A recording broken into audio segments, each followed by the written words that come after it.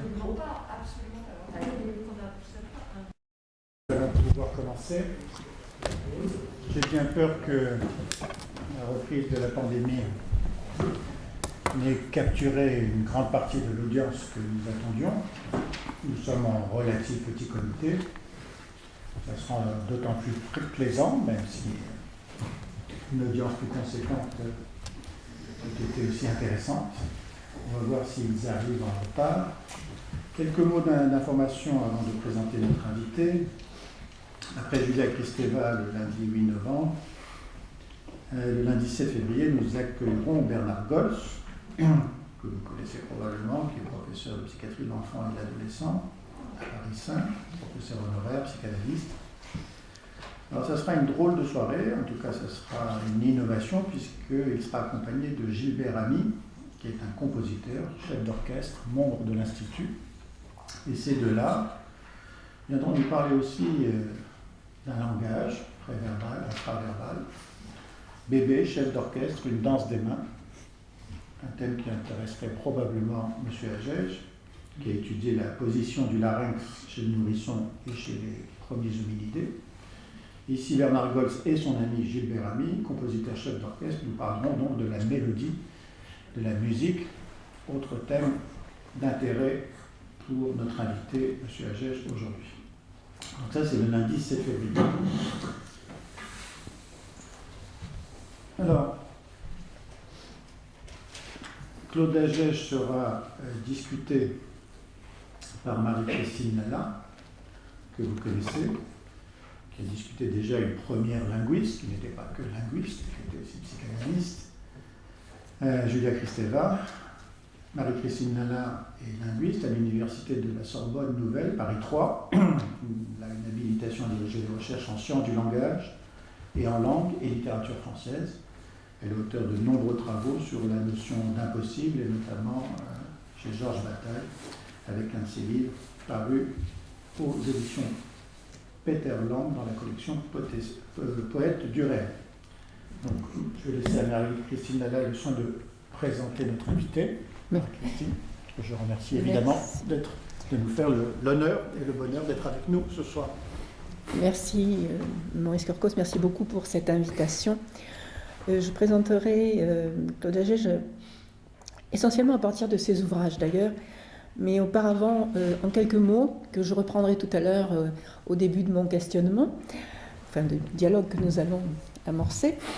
Tout d'abord, dire qu'une formation à l'ENS de 1955 à 1959, après un parcours entre la Tunisie et Paris, professeur des universités, enseignement au Collège de France de 1988 à 2006, médaille d'or du CNRS et chevalier des arts et des lettres en 1995, la même année, pourvu de nombreuses décorations et distinctions. Ce que je voudrais signaler, c'est qu'après cette agrégation de lettres classiques et cette agrégation de philosophie, il est devenu ce linguiste de terrain dont il va nous parler, et dont je parlerai ensuite. Et il est renommé, il a été largement, nous le connaissons par les médias, par sa maîtrise donc, on dit enfin, une dizaine de langues, et par sa connaissance d'une cinquantaine de langues. Alors je voudrais simplement rappeler les titres. Tout d'abord des travaux qui sont issus justement de cette pratique de linguiste de terrain, description phonologique d'une langue du Cameroun, qui deviendra ensuite une thèse d'État en 1970. Ensuite, un profil d'une langue, d'un parler arabe du Tchad, des problèmes de linguistique de préposition et de sa solution en chinois. Donc on voit ici l'ampleur des langues qui sont étudiées. En 1981, une étude du Comox, une langue amérindienne. Et en 1986, un que sais-je sur la structure des langues. Je signale, parce qu'on n'en parle pas beaucoup, de 1983 à 1994, 6 volumes parus en collaboration avec Fodor, La réforme des langues, Histoire et avenir. 1985, L'homme de parole, qui est certainement l'ouvrage que nous avons le plus largement connu et diffusé. Le souffle de la langue, voix et destin des parlers d'Europe, 1991. 1996, L'enfant aux deux langues, qui est un autre ouvrage largement diffusé et connu. En 2000, Halte à la mort des langues. En 2006, Combat pour le français, au nom de la diversité des langues et des cultures. Avec, en 1996, auparavant, Le français, histoire d'un combat.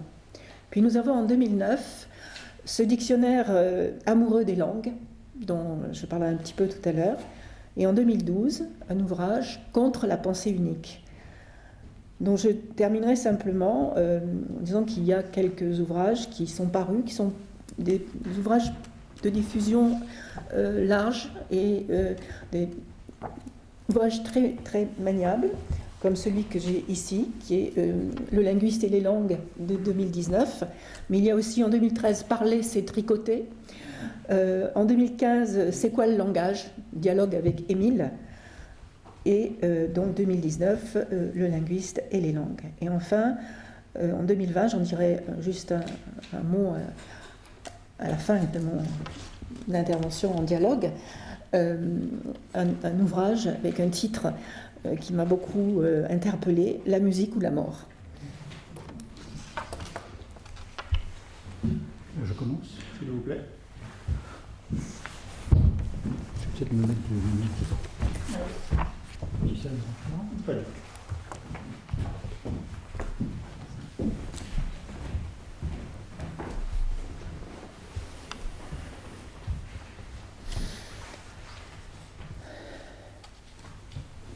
Est-ce que je devrais commencer par une définition?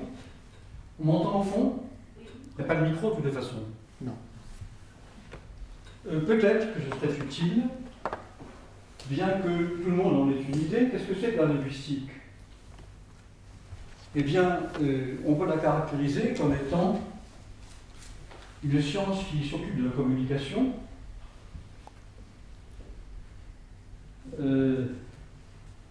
et qui s'intéresse également à la manière dont les gens parlent, c'est-à-dire aussi bien à la structure des langues qu'à la manière dont les gens ont un rapport avec la langue. Je n'appartiens pas à la majorité plus ou moins snob qui s'est habituée à construire rapport avec A. Je dis toujours rapport avec et non pas rapport à. Petite parenthèse. Bien. Dans ces conditions, Vous interpellez les lacaniens, là, monsieur. Pardon?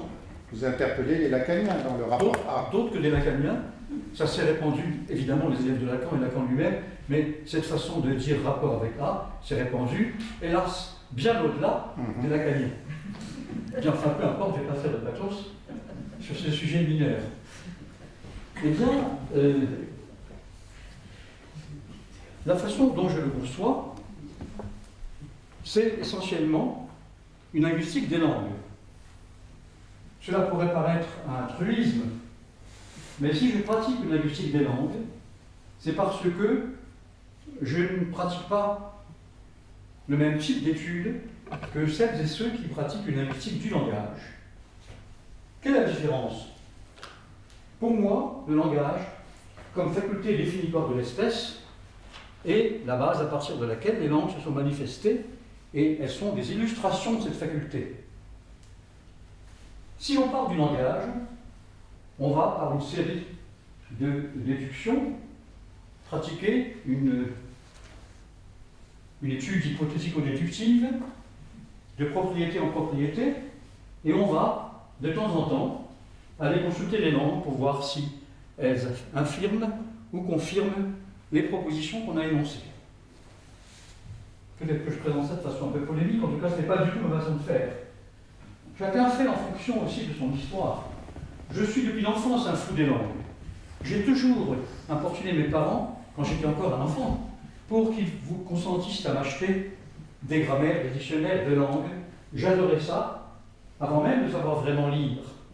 Par conséquent, évidemment, on ne peut pas compter sur moi pour partir du langage. Je pars des langues. Naturellement, l'étude des langues me fait aboutir à une série de propositions qui éclairent les caractéristiques et les propriétés du langage. Mais c'est des langues que je parle. Indépendamment de la raison biographique que je viens de vous citer, j'ai une raison pratique qui ne me concerne pas personnellement, c'est que les 5, 6 ou 7, selon les types d'évaluation et les critères adoptés pour compter 1000 langues qui constituent l'univers des langues aujourd'hui, sont, pour la grande majorité, ou menacées ou en voie d'extinction.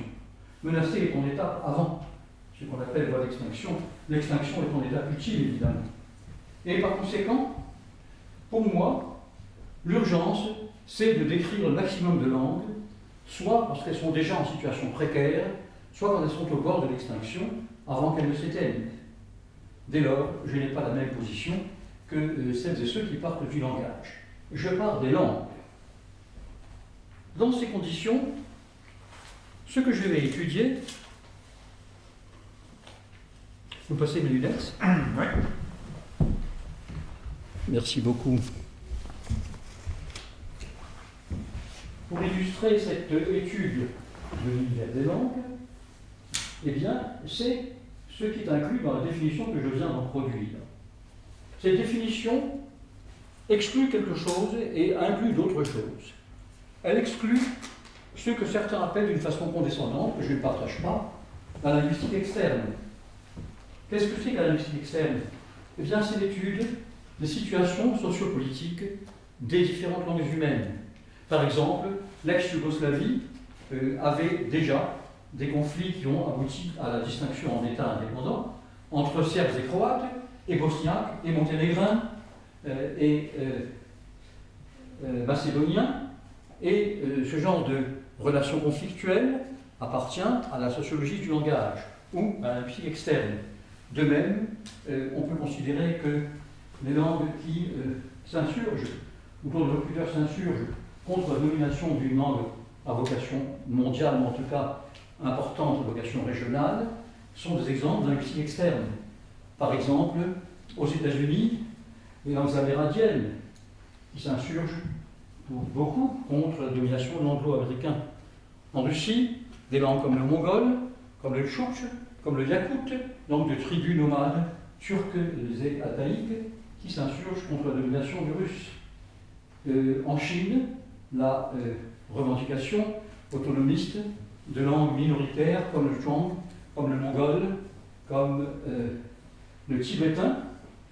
Évidemment, vous voyez, j'ouvre une parenthèse à propos du tibétain, la linguistique telle que je la pratique est évidemment ouverte sur toute une série d'autres disciplines voisines. Quand on fait de la linguistique, au moins de la façon dont on la conçoit, on est, même si je suis en train de dire en ce moment que je ne fais pas vraiment de linguistique externe, on est quand même amené à s'intéresser à toute une série de problèmes politiques contemporains. Par exemple, le fait que, puisque je parle du Tibet, et le tibétain comme une langue de Chine qui revendique son autonomie par rapport aux Chinois, songez que le gouvernement de Pékin a réussi à envoyer à Lhasa, la capitale du Tibet, tellement de monde qu'il n'y a plus de Chinois que de Tibétains à Lhasa. Vous voyez jusqu'où va la situation. Et évidemment, la revendication autonomiste des Tibétains s'appuie sur des éléments historiques. Autrefois, la Chine était une colonie du Tibet. Mais pour savoir cela, il faut remonter au XIVe siècle. C'est-à-dire que c'est un phénomène ancien, que les gens oublient ou ne veulent pas connaître. Et encore d'autres cas de linguistique externe, la réaction des langues africaines rivales et régionales contre la domination d'une grande langue africaine, ou contre l'anglais ou le français, dans quelques cas également l'espagnol, dans quelques cas plus rares l'italien ou l'allemand, qui ont une vocation prétendue et affirmée par leurs locuteurs, naturellement, pas par les populations qui se disent opprimées, et donc une vocation à la domination nationale. La notion même de langue officielle, une notion très débattue, qui revient à dire qu'on ne reconnaît qu'une langue, et que par conséquent les autres, n'étant pas réputées officielles, sont des langues moins importantes, ou en tout cas, qu'elles soient tout le monde en voie d'extinction, et même si elles sont très vivaces, ce sont des langues dont on ne tient pas compte.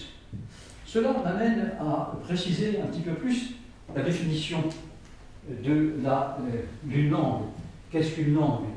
Eh bien, c'est un instrument de communication, même si, quand je dis instrument, je n'entends pas donner dans cette définition un penchant ustensilaire. Ce n'est pas un pur ustensile, c'est bien plus qu'un simple instrument. C'est utilisé dans la communication, peut-on dire, d'une façon aussi neutre que possible. Elles sont par ailleurs caractérisées par le fait qu'elles ont en principe un système d'écriture et également par un troisième critère très important, discriminant que l'on cite rarement, mais que je mentionne moi-même, à savoir qu'elles sont en principe des cibles de normalisation. Ces trois caractéristiques, instrument de communication, possession d'une écriture, être une cible de normalisation, opposent des langues aux dialectes. Très souvent, les gens, le public cultivé, disons, qui n'a pas spécialement fait d'études linguistiques, mais qui se contente d'approximations qui sont à la mode, pense que le dialecte est un terme dévalorisant par rapport à la langue. Les dialectes sont évidemment des langues. Elles possèdent toutes les caractéristiques que possèdent les langues, et en particulier, ça me donne l'occasion de définir les composantes des langues, ils ont tous le dialecte, une phonologie, une syntaxe, une sémantique, un lexique, c'est-à-dire des composantes fondamentales et définitoires sans lesquelles on ne peut pas parler de langue. Les dialectes sont évidemment des langues. Alors pourquoi ne sont-ils pas des langues du point de vue sociolinguistique? Eh bien parce que les langues ont pour caractéristique le fait d'avoir une écriture. En général, les dialectes ne sont pas écrits, en général, il y a bien sûr beaucoup d'exceptions, et d'être également les moyens de communication utilisés dans un lieu qui représente un centre politique et social. Et les langues sont donc des dialectes parlés dans les capitales.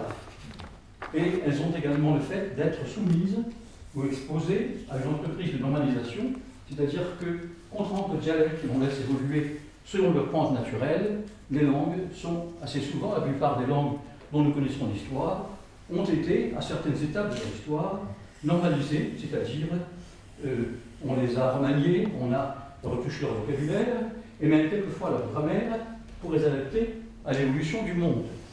Donc sur ce point, je dirais que ces langues se distinguent. Maintenant, une autre caractéristique importante qu'il faut citer, c'est l'élément historique. La linguistique, telle que j'entends qu'on la pratique, s'intéresser à l'histoire des langues. Eh bien, ma réponse est oui, bien que cela fasse de l'étude que l'on fait un fardeau considérable. Songez que, par exemple, si j'étudie l'arabe, j'aurais intérêt à avoir au moins quelques notions de l'arabe contemporain, de l'arabe classique.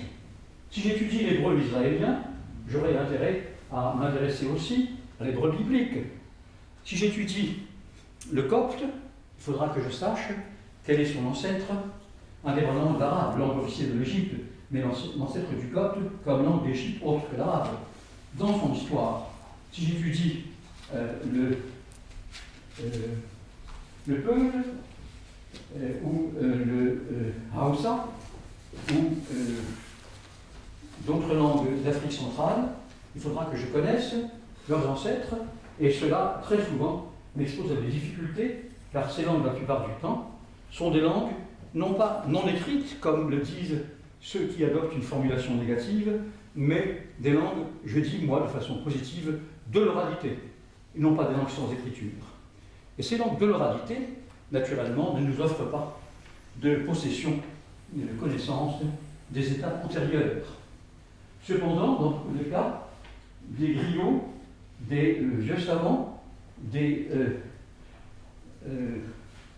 auteurs de récits qui connaissent bien l'histoire, peuvent constituer d'une certaine façon un réceptacle, un répertoire de connaissances sur le passé des langues, car eux-mêmes connaissent beaucoup de choses, et ces choses leur ont été transmises par leurs ancêtres, lesquels les tiennent eux-mêmes de leurs propres ancêtres, etc. De sorte que, on peut dire que les civilisations de l'oralité, contrairement à ce que l'on croit, avec quelquefois une implication un peu raciste, ou en tout cas d'ignorance, ne sont pas des civilisations absolument sans passé.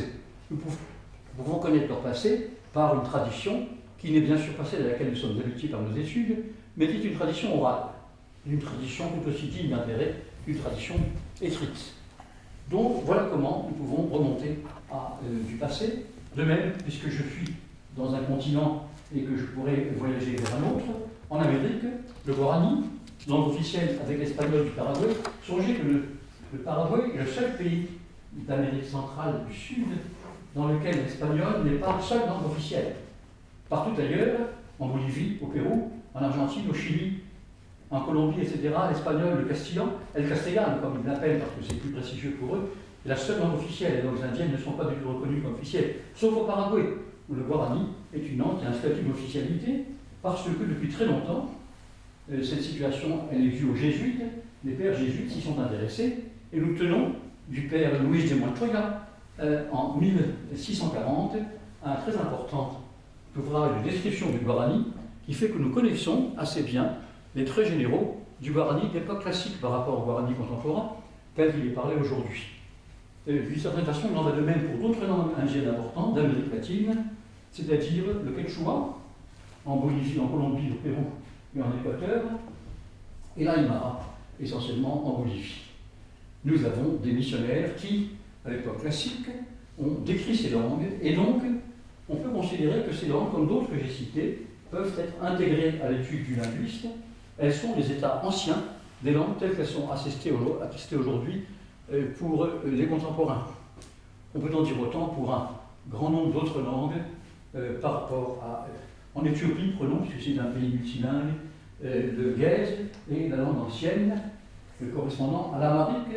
L'amharique étant la langue d'Addis Abeba, la langue principale, c'est une langue gamédio-sémitique, plutôt gamétique que sémitique, mais enfin peu importe, ces distinctions de linguistes et d'historicistes, et par conséquent nous connaissons par les textes son ancêtre, et l'étude de l'amharique implique normalement au moins une connaissance du Gèze, la langue qui l'a précédé. Il en va de même pour beaucoup d'autres langues.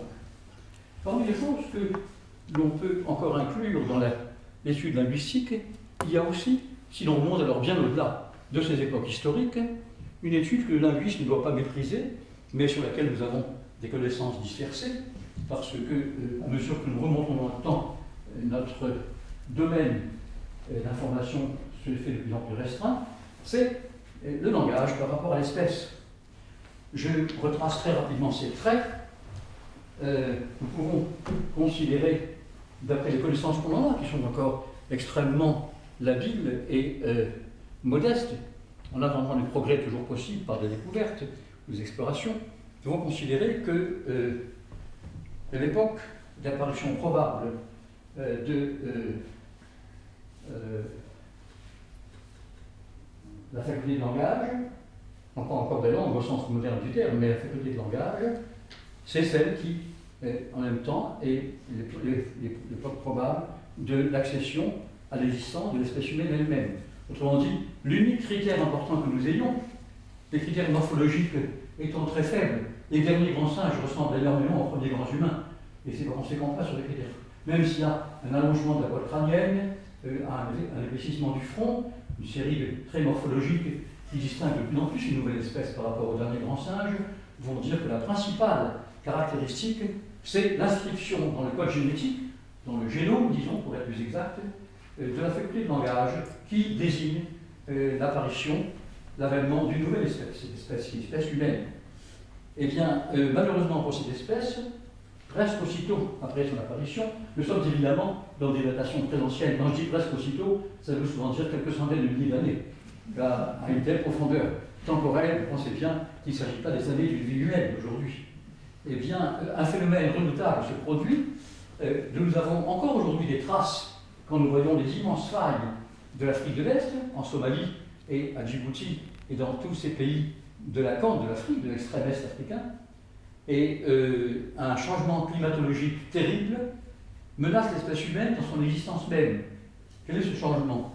Eh bien, c'est le fait que, à la savane arborescente, humide et giboyeuse, c'est-à-dire propre à fournir à l'espèce humaine récemment apparue les moyens de son existence, c'est-à-dire étant des éléments de chasse.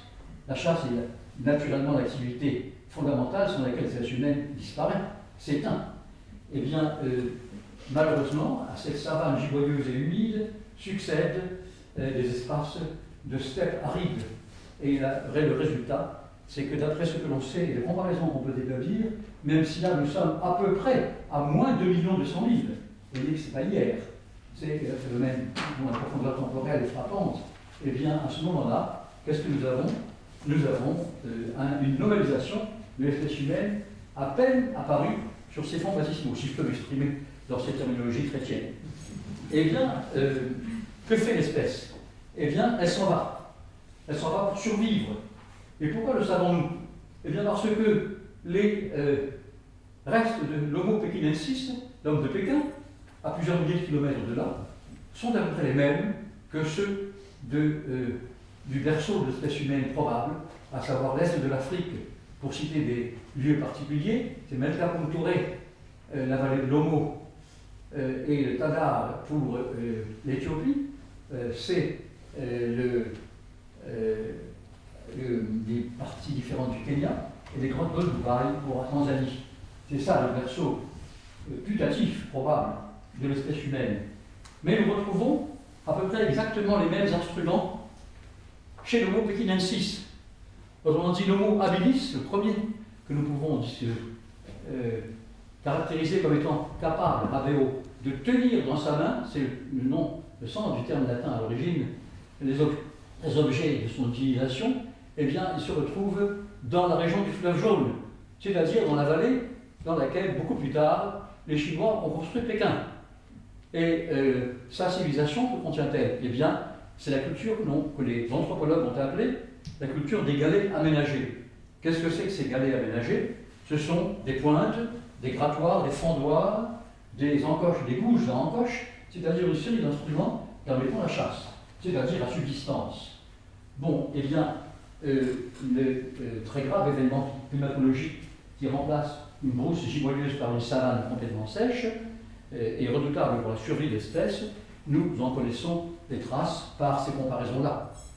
Ensuite, le nouvel être apparu va être de plus en plus capable de se tenir debout, et c'est pourquoi on va l'appeler Homo erectus, où il n'y a pas naturellement d'implication hydrologique que les mauvais esprits seraient tentés peut-être de suggérer, mais il est erectus parce qu'il est droit sur ses pieds. Et donc, cet Homo erectus va continuer à survivre pendant des centaines de milliers d'années, et puis il va finalement donner, à travers toute une série d'événements complexes, dans le détail desquels je ne vais pas entrer ici, ce n'est pas mon sujet, bien que ce soit encore une fois, je suis en train d'en parler parce que je veux dire que c'est une partie intégrante de la recherche linguistique, que c'est l'étude des origines, eh bien, il va finir par donner l'Homo sapiens, et cet Homo sapiens, nous voyons qu'il a un culte tombal, des offrandes tombales, des inscriptions pariétales, toute une série de manifestations qui toutes plaident en faveur d'une possession acquise vers ce moment-là, un peu plus tard, comme un million 200 000, des langues. En d'autres termes, il avait, comme on peut discuter, la faculté de langage inscrite dans son génome bien avant, dès l'étape de l'Homo habilis, mais elle ne se manifeste sous la forme des langues au sens moderne du terme, encore que bien plus précaire et moins précise que les langues modernes, qu'à l'étape de l'Homo habilis, de l'Homo sapiens. Et précisément sa sagesse, ou sa connaissance, si on traduit la notion de sapiens, elle est pour l'essentiel liée à la possession de langue. Donc ça, c'est une chose que l'on peut étudier, qu'on étudie volontiers, lorsque l'on fait la linguistique, comme étant une partie fondamentale de la recherche. Bien. Maintenant, puisque j'ai parlé des notions de langue et de langage, j'ai donné les raisons pour lesquelles on peut s'intéresser de façon préférentielle à l'un ou à l'autre, sans naturellement que ça s'exclue, eh bien, je pourrais dire quelque chose sur les fonctions du langage. J'en ai parlé déjà, mais pas de manière précise. La fonction de communication, eh bien, c'est une fonction qui est attestée dans la manière même dont les langues évoluent. Si les langues évoluent, c'est précisément parce qu'elles sont utilisées pour communiquer. Si elles ne l'étaient pas, elles ne changeraient pas. Donc, en tout cas, pas de raison de changer. Donc, on peut considérer que le processus très complexe, et que l'on connaît de moins en moins mal, mais encore pas tout à fait de façon parfaite, d'évolution des langues, est à considérer lui-même comme un argument en faveur du fait que les langues existent en tant que telles et que moyens de communication dès l'époque dont j'ai parlé. En dehors de cela,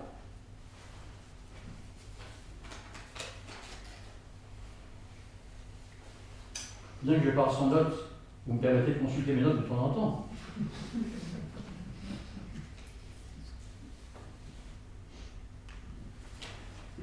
Une fonction dont je n'ai pas beaucoup parlé, mais qui est très importante, les langues ne servent pas seulement à communiquer un contenu. Elles peuvent servir aussi à le nier. Et dans cette négation, dans cette manière dont elles nient, le comportement fait beaucoup penser à ce que raconte Freud dans Die Verneinung. C'est-à-dire que c'est un comportement de négation qui en même temps implique acceptation ou assimilation, sous prétexte de nier. Comme chez ceux qui se défendent d'être ou de faire telle ou telle chose, sans s'apercevoir qu'ils donnent par là un brevet de connaissance au fait que la chose dont ils se défendent, c'est celle qu'ils pratiquent. Enfin, je ne vais pas insister sur cet aspect bien connu des psychologues et psychanalystes qui est peut-être nombreux, ou en tout cas représentés par quelques-uns, dans cette salle. Oui. Oui. Bon. Je ne peux pas vous dire non. Bon. Alors,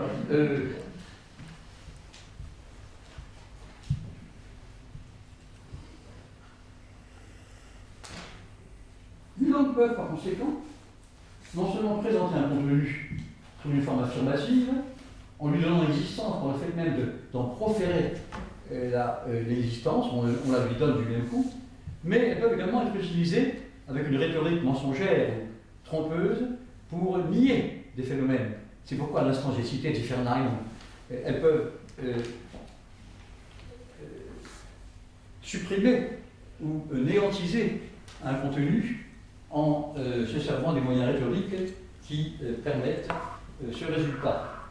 Elles peuvent également mentir. Les langues sont l'instrument de communication utilisé pour convaincre, mais aussi pour mentir, ou pour tromper. Ou alors elles sont utilisées dans les conduites euphémistiques.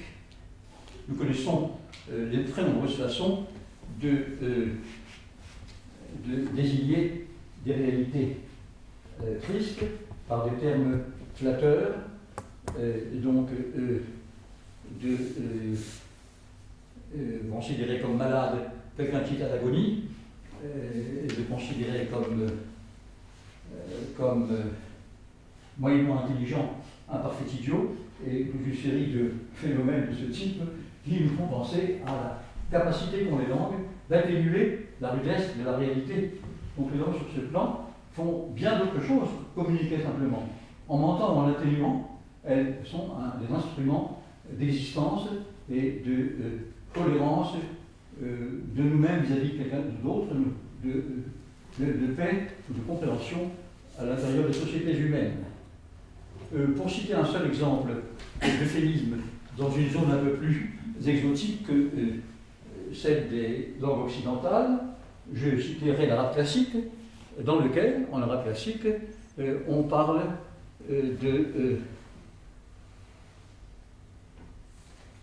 une ânesse qui a des pieds complètement secs, on l'appelle rapour, c'est-à-dire ânesse aux pieds complètement pleins. Une chamelle qui est tout à fait malade sera appelée salim, c'est-à-dire en très bonne santé. Donc on se sert de énantiosémie, terme un peu savant, pour dire qu'on dit le contraire de la réalité, afin d'atténuer cette dernière à travers donc la rhétorique que nous permettent les langues. Alors à ce sujet, les langues sont l'instrument de communication, j'ai donc dit. Elles permettent d'exposer des phénomènes, mais aussi de les masquer, de les cacher en mentant. Elles sont aussi du droit de l'imaginaire, car les locuteurs se représentent eux-mêmes, ou leur image, plus souvent flatteuse, à travers ce qu'ils disent.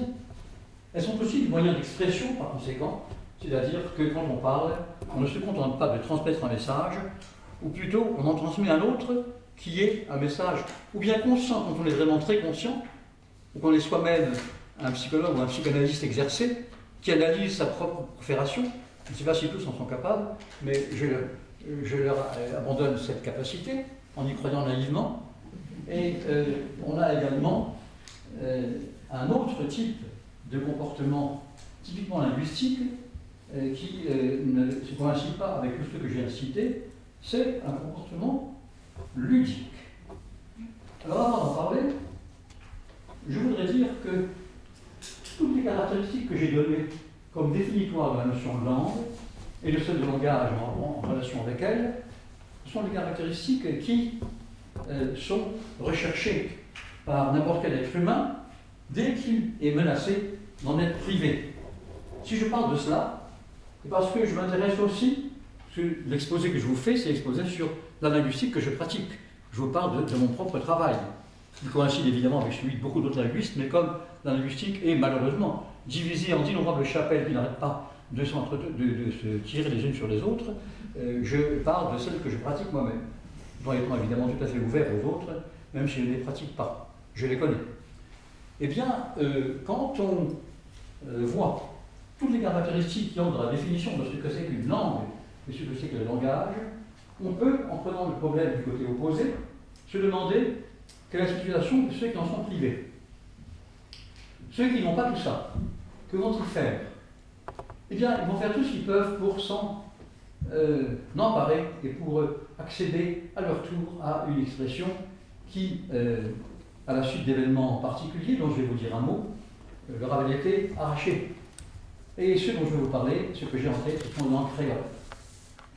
Les langues créoles, que les linguistes dans l'organisation appellent des créoles, un linguiste dit les créoles, qui ne désigne pas les personnes qui les parlent, mais plus simplement les langues créoles. Les créoles, comment sont-ils nés? Eh bien, nous connaissons le processus de leur naissance et de leur développement. Des riches propriétaires d'agriculture ou d'industrie, à l'époque où elle est encore née, balbutiante, mais existante déjà, d'Europe, vont sur les côtes africaines du golfe du Niger, et également en face de la façade atlantique, de ce qui est aujourd'hui la Guinée ou le Sénégal, et vendent à des petits roitelets locaux, des petits potentats, des pierreries et toute une série de colifichets qui intéressent ces souverains, ces petits souverains. Et les souverains en question les payent avec des esclaves. Ils vendent des hommes. Ces hommes sont embarqués. Nous connaissons l'histoire de leur périple. Dans les cas des bateaux où ils sont entassés, leur vie est si effroyable, les traitements qu'ils subissent si humains, que beaucoup meurent. Les plus robustes arrivent, ils arrivent où? Eh bien, dans ce qui est aujourd'hui les trois Antilles, les deux insulaires, Guadeloupe et Martinique, et la continentale, Guyane, et ils arrivent dans ces pays où les négriers ont pris soin, pour faire place aux esclaves noirs, de faire quoi? Eh bien, d'exterminer la population, évidemment. La chose la plus simple, évidente, de qui étaient peuplés ces pays? D'Indiens Caraïbes et d'Indiens Arawaks, les principales tribus indiennes de cette région. Les Arawaks et les Caraïbes de ce qu'est aujourd'hui la Guadeloupe ou la Martinique, pays que nous associons aux Noirs, parce que les Noirs les habitent, ces pays n'étaient pas du tout des pays de Noirs, c'était des pays d'Indiens, tous massacrés. À partir du moment où on les massacre, on fait de la place et on y met à leur place les Noirs, les esclaves noirs, qu'on a achetés sur les côtes africaines contre des petites pierreries et autres colifichets. Voilà en gros l'histoire telle qu'elle se produit. Le résultat linguistique, c'est quoi? Eh bien, les esclaves arrachés à leur côte africaine et à leur village sont mélangés entre tribus, de sorte qu'un court moment intervient pendant lequel ils sont muets. D'après les témoignages que nous avons, ils sont incapables de communiquer entre eux, même quand ils appartiennent à une même tribu, parce qu'on les a arrachés à leur vie, et une conséquence tragique, c'est qu'ils en perdent la parole, et à forte raison, avec d'autres esclaves qui, eux, viennent d'autres pays, dont ils ne connaissent pas la langue, de sorte que nous sommes en situation de déprivation linguistique profonde. Cette situation, indépendamment du caractère extrêmement grave qu'il revêt pour les individus qui en sont frappés, elle a un intérêt pour la linguistique, c'est que la réaction qu'elle entraîne, c'est un besoin urgent, un besoin et une soif absolue de trouver de quoi parler. Et comment vont-ils parler? Eh bien, en imitant la langue des maîtres blancs, de leur mettre dès les bateaux, et ensuite, une fois installés dans les anciennes aujourd'hui des Antilles, et par conséquent, des langues mixtes, dans lesquelles il y a quelques résurgences des langues africaines qu'on n'a pas complètement oubliées, qui sont restées sous-jacentes, et puis des emprunts aux langues des colons, c'est-à-dire essentiellement l'anglais, le français, et dans une moindre mesure l'espagnol, eh bien, vont donner des langues créoles.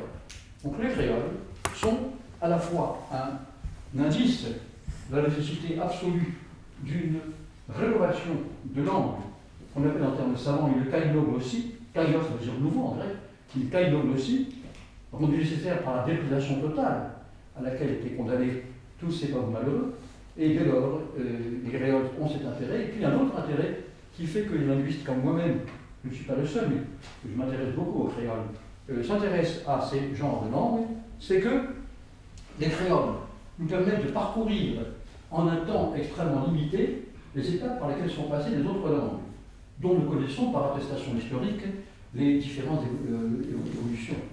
Nous voyons comment les langues en question se forment en acquérant peu à peu une phonologie, une syntaxe, une morphologie et toute une série de caractéristiques qui sont par citative, par emprunt imitatif au maître blanc, les langues créées par ces États africains transplantés dans les colonies des Antilles. Cependant, il y a un certain nombre de caractéristiques qui leur appartiennent à eux seuls, et ils ont des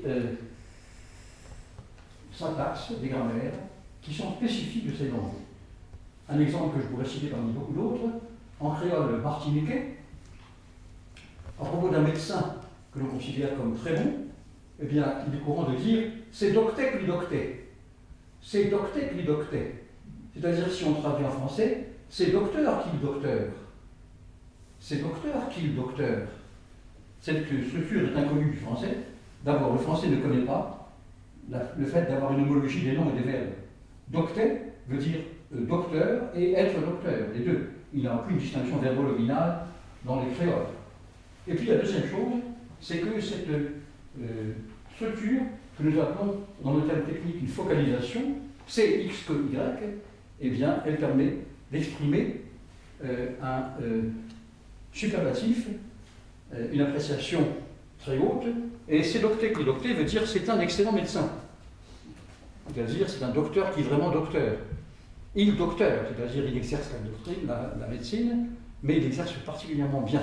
Cette structure est typiquement créole, elle est tout à fait inconnue dans les langues dont les créoles se sont parlés, se sont produits, et on pourrait citer, ça c'est un créole à base française, c'est le martiniquais, on pourrait citer d'autres créoles, on a des phénomènes tout à fait semblables, si on se rend dans les quartiers pauvres où vivent des Jamaïcains à Londres, ou si on se rend dans les lieux où vivent d'autres tribus d'origine créole. Voilà donc le phénomène que... Il me reste combien de temps en fait? Celui que vous voulez. Combien? Celui que vous voulez. Celui que vous désirez. Encore une demi-heure? Jusqu'à m'asseoir. Voilà. Moi je peux très bien rester comme ça jusqu'à m'asseoir. Non, disons une demi-heure. Bon. Alors, vous ayant exposé les composantes des langues, en ayant déduit une caractérisation de l'attitude que les locuteurs ont vis-à-vis des langues, en ayant déduit un certain nombre de caractérisations sur les attitudes de ceux qui ont perdu leur langue et qui, par conséquent, s'efforcent de toutes les façons de reconstituer des langues, c'est l'histoire même des créoles, je ne vous ai rien dit encore d'un autre phénomène que, en principe, les linguistes ne traitent pas dans leurs travaux ni dans leurs cours, un phénomène capital qui a des rapports avec les langues, mais qui se caractérise par sa totale extériorité par rapport aux langues. Quelqu'un voit quel est ce phénomène? L'acculturation. Pardon? L'acculturation. L'acculturation. Le phénomène d'acculturation. D'acculturation. Non, c'est un phénomène bien plus simple. Un phénomène sur lequel très souvent dans les cours, comme ici, dans des manifestations publiques ou des conférences que je donne ici ou là, on m'interroge. Et toutes les fois qu'on m'interroge sur ce phénomène, je m'aperçois que si moi, comme d'autres linguistes professionnels, je l'exclus complètement de mon étude, beaucoup de gens s'imaginent que ce phénomène est au centre de l'étude des langues. Alors que pour moi, ce phénomène est un phénomène totalement extérieur aux langues. Personne ne voit de quoi il s'agit. C'est un phénomène universel, capital. Les accents. Pardon? Les accents. Les accents. Les enfants? Les accents. Les accents? Ah, mais j'en très très vite. Ah, les accents. Ah bon, très bien, très bien, très bien. Vous employez accent au sens du grand public, c'est-à-dire mode de prononciation. J'ai cru que vous parliez d'accent au sens technique et linguistique dont nous servons très fréquemment, à savoir le fait que les langues se caractérisent par le fait qu'elles accentuent en élevant la voix une syllabe, la syllabe dite tonique, par opposition aux autres non accentuées, dites atone. Ce n'est pas de cet accent-là que vous parliez. Vous parliez d'accent au sens de la façon de prononcer. Non, la façon de prononcer est un phénomène, en effet, que je vais exclure de mes cours, de mes travaux, parce qu'il est complètement étranger à la linguistique. C'est un phénomène social, très intéressant, historique. Les prononciations des gens souvent sont liées à leur langue maternelle, qui n'arrivent pas à abandonner complètement quand ils apprennent une autre langue, mais ce n'est pas un phénomène linguistique proprement dit. Non, un autre phénomène très important et qui est appelé par l'étude des langues, mais qui est caractérisé par sa totale extériorité par rapport aux langues, bien qu'ils soient en rapport étroit avec elles. L'acquisition. Pardon? L'acquisition. L'acquisition, j'en ai dit quelques mots, un phénomène qui intéresse les linguistes, mais... La poésie. Pardon? La poésie. L'ontologie? La poésie. Là? La poésie. La créativité au sein d'une langue. Je ne comprends pas. La poésie. Ah, la poésie? Oui. Ah, alors là, la poésie n'est pas un phénomène, c'est un genre. C'est un genre littéraire. Alors, la poésie m'intéresse beaucoup. Je ne traite pas la poésie en tant que soi, parce que ça n'est pas mon sujet. Et bien que j'étais à l'origine, je suis devenu un linguiste professionnel et ne m'intéresse plus autant qu'autrefois aux lettres. Bien que, petite parenthèse personnelle, si vous voulez bien, je suis en ce moment, puisque vous parlez de poésie, je suis en ce moment sous la magie d'un très grand poète dont on m'a demandé d'écrire un article que j'ai fait. Ce poète, dans un de ses poèmes les plus célèbres, c'est une parenthèse qui n'a rien à voir avec la conférence, mais qui peut avoir un intérêt. Il dit quelque chose qui concerne directement les linguistes: honneur des hommes, saint langage. Et c'est un très grand poète du XXe siècle. Il est né et mort dans la ville de Sète. Oui, le cimetière marin. Il regardait à travers la grille d'une maison où j'ai été, une partie du mois de septembre, récemment invité à prendre la parole à son sujet. Il regardait le cimetière dans lequel il a été lui-même enterré. Et parmi d'innombrables choses, le poème où il y a le fameux vers « Honneur des hommes sans langage », c'est la Pythie, un poème de son recueil Charme. Charme, c'est le recueil. Il était volontiers latinisant ou hellénisant. Charme veut dire poème, c'est le mot carmina en latin, qui voulait dire chant et aussi œuvre poétique. Eh bien, indépendamment du vers que je viens de vous citer, un très beau vers sur lequel j'étais encore hier même, ou même au début de la journée aujourd'hui, au milieu de son plus grand poème. Quel est son poème le plus célèbre? Cimetière marin. C'est le cimetière marin, naturellement, c'est l'endroit même où il est enterré et qu'il dominait de sa vue lorsqu'il était vivant. Eh bien, je peux vous dire, je reste par parenthèse, que la manière dont Valéry voit les choses, à travers la mise en forme poétique, qui est merveilleuse, qui est très belle, parce que c'est un grand poète, et en même temps d'une extraordinaire acribie, d'une extraordinaire précision. C'est la première strophe du cimetière marin: ce toit tranquille où marchent les colombes, entre les pins palpitent, entre les tombes. Midi le jus, c'est-à-dire le soleil, qui compose le feu, la mer toujours recommencée. Eh bien, ce toit tranquille, c'est-à-dire la mer qu'on voit quand on est au sommet, cette est entièrement une géographie très bizarre, est entièrement en plaine, avec un canal qui relie d'un côté la Méditerranée, de l'autre étant de Thau, THAU, au bord duquel est construit Sète.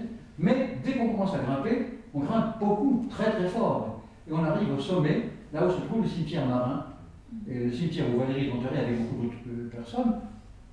Le grand metteur en scène de cinéma, comment c'est le cinéma, on ne rappelle plus lequel, est enterré dans le même cimetière que Valéry, ainsi d'ailleurs dans un autre cimetière dans la même ville de Sète que le célèbre chansonnier Brassens. Oui, c'est ça. Eh bien, On voit en effet la surface de la mer comme un toit tranquille.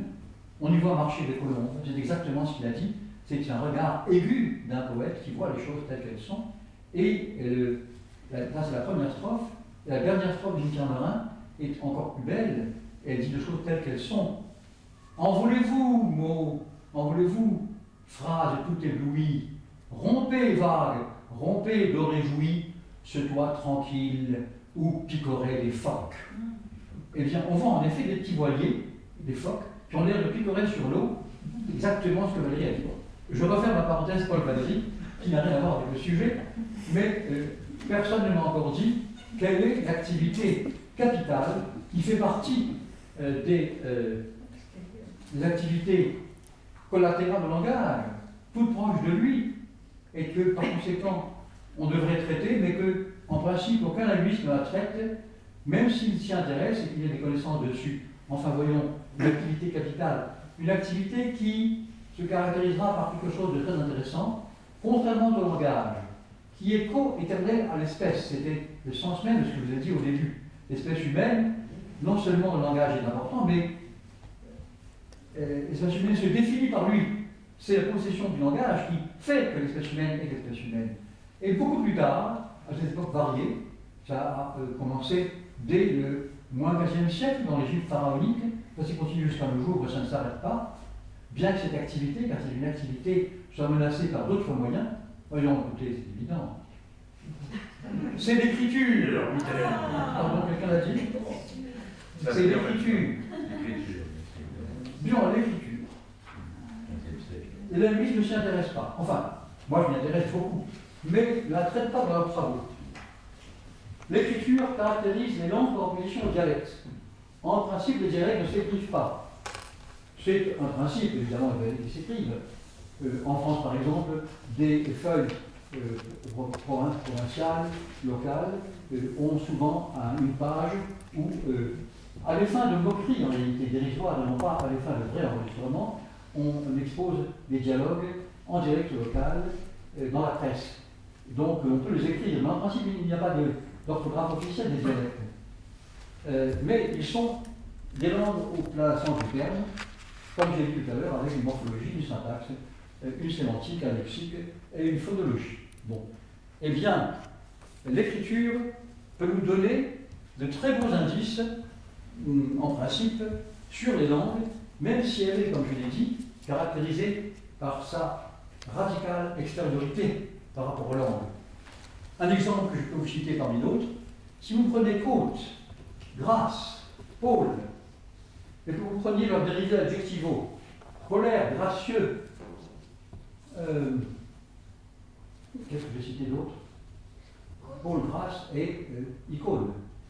Polaire, gracieux, iconostase, iconique, etc. Bon. Vous constatez quelque chose. L'accent circonflexe obligatoire dans l'orthographe de pôle, de côte, de grâce disparaît dans les dérivés adjectivaux. Ceux qui, pour montrer leur savoir, mettent un accent circonflexe sur les dérivés, ils pensent que c'est plus chic, c'est faux. Il n'y a aucun accent circonflexe, ni dans iconique, ni dans polaire. On croit que puisqu'il y a polaire, et on veut montrer qu'on sait qu'il y a un accent circonflexe sur pôle, on le laisse dans polaire, ça ne va pas, c'est complètement faux. Et d'autres types de comportements. Quel intérêt ça a pour nous? Eh bien, un des rares intérêts de l'écriture pour le linguiste qui en principe n'en traite pas, à savoir que l'écriture nous montre que le monosyllabe est accentué par définition, accent au sens que je vous ai dit, c'est-à-dire une syllabe avec une insistance plus grande, et que s'il perd son accent quand il a un dérivé adjectival, c'est parce que l'accent se déplace. L'accent, j'entends ici accent à deux sens, hein. L'accent intonation se déplace, et par conséquent, l'accent au sens de écriture dans circonflexe disparaît.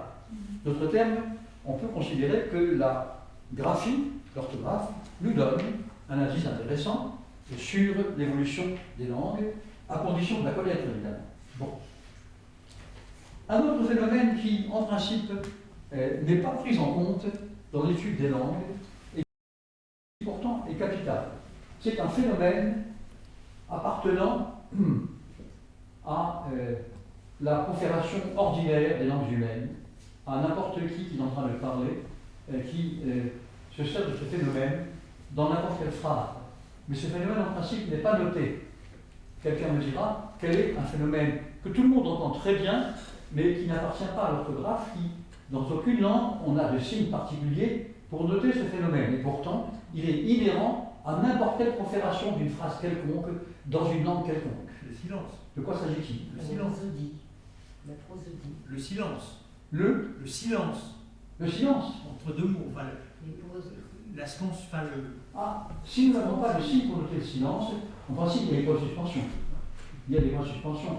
Mais si, en principe, on peut se passer de signe pour noter le silence, c'est que les signes de l'écriture notent ce qui se profère et s'entend. S'il n'y a ni confération ni audition, on ne va rien noter. Bien que, encore une fois, les points de suspension soient une façon de noter le silence. À propos des points de suspension, je vous signale, j'ai une parenthèse, quelque chose d'intéressant, de frappant. Je constate qu'aujourd'hui, une pratique de l'orthographe est devenue tout à fait courante quand on énumère une série d'éléments, les uns après les autres, et qu'on s'arrête d'énumérer parce que l'énumération va de soi, et que ce qu'on ne cite pas, on aurait pu le citer, mais ce n'est pas indispensable, eh bien, j'ai constaté que beaucoup de gens mettent des points de suspension. Or, le point de suspension, normalement, ne note pas du tout la fin de l'énumération.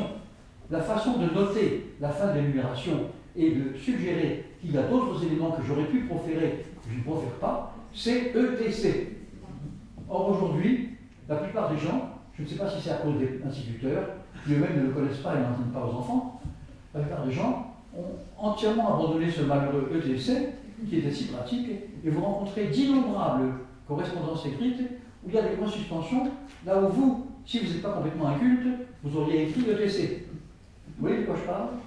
Bon, je fais cette parenthèse puriste, donc on pourrait m'imputer à pécher, comme trop puriste précisément, pour en venir à cet autre phénomène capital. Bon, puisque vous ne le trouvez pas, je vais vous en donner un exemple. Si je prononce recto tono, c'est-à-dire sans aucune La question, La respiration dans la langue. La respiration. la respiration, Oui, dans la langue. La prosodie. La La respiration. prosodie. La prosodie. c'est une partie de la prosodie, mais c'est plus précis. La Quand je le vois. intonation. Comment? Qui m'a dit ça? Intonation. Bravo. Ça s'appelle l'intonation. Bravo. C'est exactement ça. Merci madame. Ça s'appelle l'intonation. Et voici un exemple capital parmi bien d'autres de son importance. Si je dis recto tono, qu'est-ce qu'il y a à dîner ce soir maman? Qu'est-ce qu'il y a à dîner ce soir maman? Ça n'a aucun sens. Pourquoi? Mais parce qu'il n'y a aucune intonation. Si je donne deux intonations possibles avec deux sens possibles. Premier, qu'est-ce qu'il y a à dîner ce soir maman? Tout le monde comprend. Si je prends une autre intonation, qu'est-ce qu'il y a à dîner ce soir? Maman. Ça veut dire, la deuxième intonation, si vous comprenez bien, implique une famille d'anthropophages. Nécessairement. Parce que ça veut dire exactement ça. L'intonation, je répète, qu'est-ce qu'il y a à dîner ce soir? Maman. Le sens normal de cette intonation, c'est que la maman fournira le repas. Non pas le façonnera, le préparera, mais le fournira.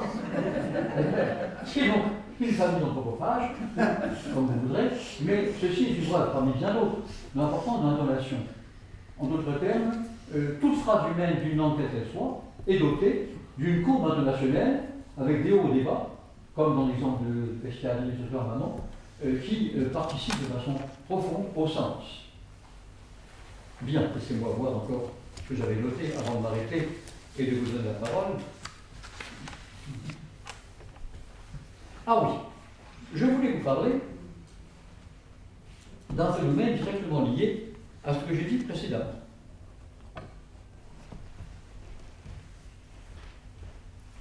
De deux phénomènes. L'un, c'est l'idiomaticité, et l'autre, c'est l'exploitation de la fonction ludique du langage, c'est-à-dire les jeux.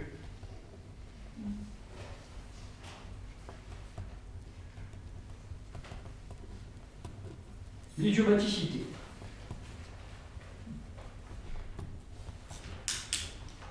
Pour certains linguistes, l'idiomaticité est une anomalie, une complète anomalie. Pourquoi? Eh bien parce que si vous avez bien écouté ce qui précède sur la définition du langage, sur ce qu'est une langue, ses composantes, vous devez déduire de ce que je vous ai dit que les instruments dont se sert la langue, ce sont des unités qui ont deux faces. Nous savons ça depuis longtemps, et ça a été en particulier précisé par le plus grand linguiste de l'époque contemporaine, Ferdinand de Saussure, qui enseignait à Genève, et qui avait considéré que le signe, c'est-à-dire le mot de base, le mot qui définit initialement le vocabulaire d'une langue, a deux faces. Et ces deux faces, Saussure les a appelées d'une façon que les psychanalystes connaissent bien qu'ils se servent des termes saussuriens en les transformant complètement. Vous servez du mot signifiant, mais pas au sens de Saussure. Non. Chez Saussure, signifiant n'a pas le sens qu'il a chez les psychanalystes. Le signifiant, c'est la face phonique du mot. Et l'autre face, c'est le signifié, c'est la face sémantique du mot. Tout mot de n'importe quelle langue du monde a deux faces. Nous le savions, mais Saussure l'a formulé d'une façon suffisamment brève, claire, pour que ce soit devenu un bien commun de tous les linguistes du monde contemporain. N'importe quel mot, quel qu'il soit, a une face signifiante, c'est-à-dire les sons qu'on profère quand on est locuteur et qu'on entend quand on est auditeur. Et puis ces sons, ce ne sont pas des sons seulement, ce sont aussi une contribution au sens. Illustration à contrario, c'est ceci. Si je vous dis non, John Selletem, non, John Selletem, quelqu'un a compris ce que j'ai dit? Quelqu'un peut me dire au moins quelle est cette langue? Une des plus belles langues du monde. Cette langue est une des plus belles du monde. Les filles de la capitale de ce pays sont parmi les plus belles du monde. La langue est parmi la plus belle du monde. Quelle est cette langue? La capitale a deux parties. Une partie dans la plaine, une partie en haut. Elle est sur le Danube. C'est Budapest. Et le pays est donc le hongrois. La langue est le hongrois. Je répète ce que je vous ai dit. Non, John Selletem, en moi, John Yelvet. Je vous ai dit, j'aime beaucoup la langue hongroise. Non, John Selletem, en moi, John Nucket. J'aime beaucoup les filles hongroises. Je ferme cette petite parenthèse. Donc, j'ai affaire ici à quoi? Eh bien, à ce que c'est qu'un signifiant sans signifier. Quand vous entendez une langue, si vous n'êtes pas sourd, vous entendez parfaitement le signifiant. Mais si vous n'êtes pas l'usager de la langue de question, vous ne pouvez rien dire sur le signifié. Pourquoi? Parce que le son que vous avez entendu, parce que vous avez un organe de l'audition, n'évoque pour vous aucun sens. Donc, la relation entre le signifiant et le signifié, c'est une relation capitale qui est définitoire même de ce que sont les langues. Bien. Alors, ce que je souhaitais, vous ayant rappelé ce fait essentiel, vous dire aussi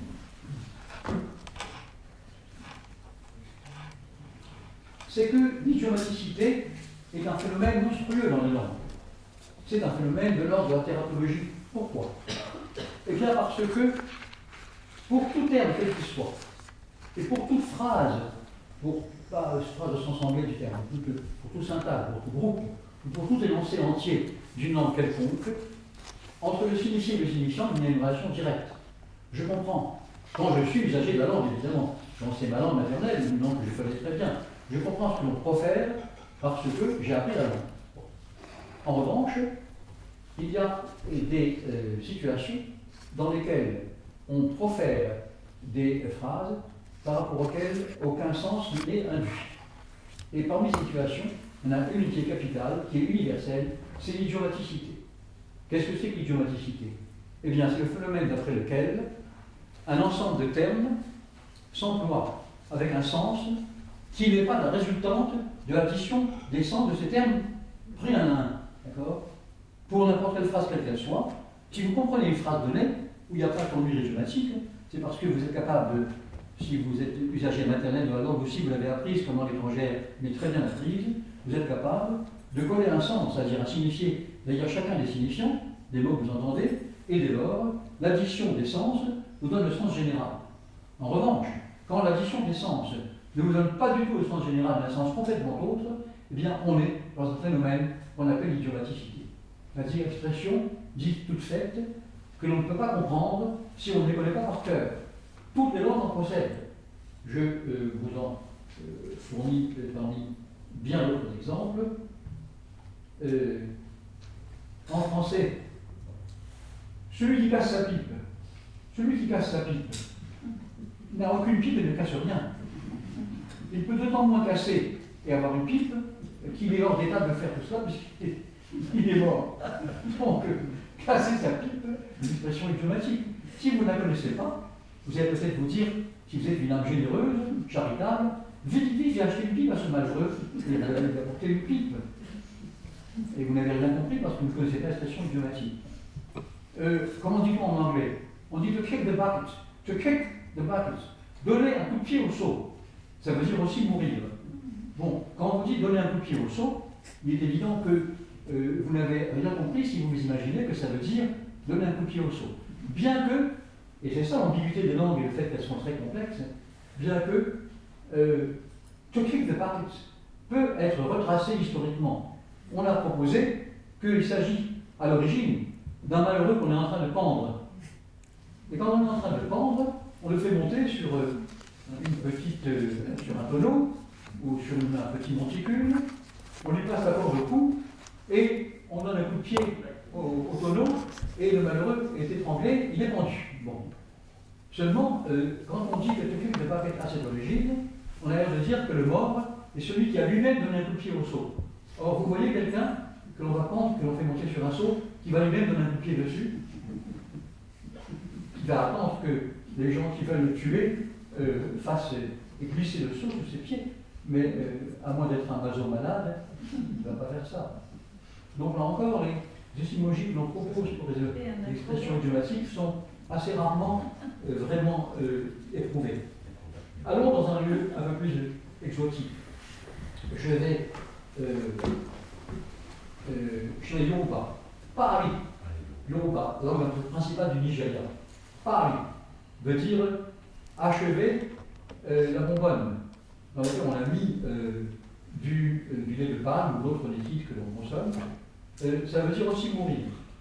Achever la bonbonne. Donc, pas rapport avec mourir, pourtant, c'est ce sens-là. L'expression est donc idiomatique, c'est-à-dire elle fournit un sens qui n'est pas le résultant de l'addition des sens des éléments constituants. C'est la définition même de l'expression idiomatique. Prenons un autre exemple. Quand on dit à quelqu'un, va voir au premier étage si j'y suis. J'ai constaté d'ailleurs avec chagrin que les gens qui n'avaient pas une connaissance parfaite du français pouvaient interpréter à la lettre. À mon premier séjour au Cameroun, où je faisais une étude de langue du Cameroun, j'avais un assistant, un enfant de la brousse qui était venu pour m'aider et qui venait tous les jours faire le ménage, m'aider. Et quand je voulais vraiment être seul, un jour je lui dis par hasard, va voir au premier étage si j'y suis. Il y est allé. Il revient en me disant, mais vous n'y êtes pas, monsieur. Eh bien, figurez-vous que j'ai eu le plus grand mal à lui faire comprendre cette expression. Pourquoi? Parce que, quand on apprend à la lettre, eh bien, on exécute l'ordre. Pour vous donner un exemple un peu plus exotique, prenons le japonais. En japonais, on dit couramment Ototo ikoi. Ototo ikoi. Et Ototo ikoi veut dire littéralement reviens avant-hier. Reviens avant-hier. Et c'est aussi absurde que va voir ailleurs si j'y suis. Va voir ailleurs si j'y suis est une expression idiomatique qui se situe dans l'espace. Ototo ikoi, une expression idiomatique japonaise qui se situe dans le temps. Dans les deux cas, l'idiomaticité vient du fait que la traduction littérale produit un résultat absurde ou incompréhensible. D'accord? Mais vous pouvez très bien, avec quelqu'un qui ne comprend pas grand-chose, un japonais, une âme simple japonaise, lui dire, quand vous voulez vous débarrasser de lui qui vous dérange, qui est importun, il va chercher partout si vous ne seriez pas quelque part par hasard avant-hier. Des choses complètement incongrues, d'absurdité. Voilà donc ce que c'est que l'expression idiomatique. L'expression idiomatique également, le fait de se servir d'une formulation pour référer à quelque chose d'autre. Ainsi, qu'allez-vous comprendre si je vous l'entretiens sur le problème de la hiérarchie dans l'armée? Dans l'armée, il y a un certain nombre de grades, et chacun de ces grades correspond à une fonction particulière. On peut donc dire une fonction, je veux dire, chacun accomplit en vertu des règlements des armées, que ce soit en état de paix ou en état de guerre, encore plus en état de guerre, quand il y a une urgence, une certaine fonction qui correspond à son grade. On a donc, dirais-je, un colonel ad hoc, un commandant ad hoc et un capitaine ad hoc. Le capitaine ad hoc, c'est simplement un capitaine qui accomplit ses travaux de capitaine. Mais en même temps, ceux qui entendent ça, comme le montre votre réaction, ils ne comprennent pas du tout ça. Pourquoi? Eh bien parce que un personnage célèbre de bande dessinée est ainsi appelé. Donc c'est un de ces types dans lesquels on a une sorte de violation des règles normales d'interprétation, comme dans l'idiomaticité. Autre exemple encore, en chinois.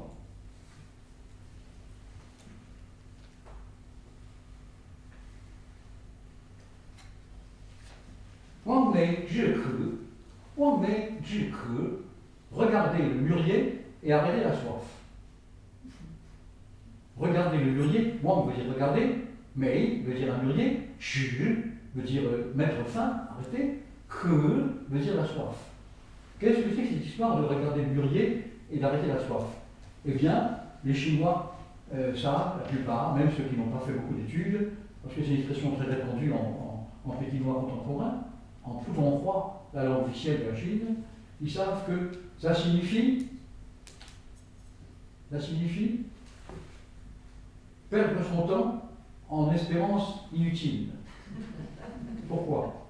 Parce que c'est une référence à un roman très célèbre de l'époque des Trois Royaumes, c'est-à-dire au 6e, 7e siècle de l'ère moderne, dans lequel un général, pour encourager ses soldats à continuer à avancer, parce qu'ils ne veulent plus avancer, ils sont trop fatigués, ils en ont marre, ils ont faim, leur dit, vous voyez là-bas, très loin, là où il veut qu'ils aillent, il y a des mûriers magnifiques, avec des fruits juteux très bons. Eh bien, vous mourrez soif maintenant, mais continuez votre effort jusque là-bas, et là vous pourrez boire. Et donc, l'expression est restée en chinois. Regardez le mûrier et arrêtez la soif. Si on ne connaît pas l'histoire à laquelle un auteur contemporain des Trois Royaumes, une époque particulière de l'histoire des dynasties chinoises, fait référence, on ne peut pas comprendre. On prend un autre exemple également chinois, que je vous cite. Shouji,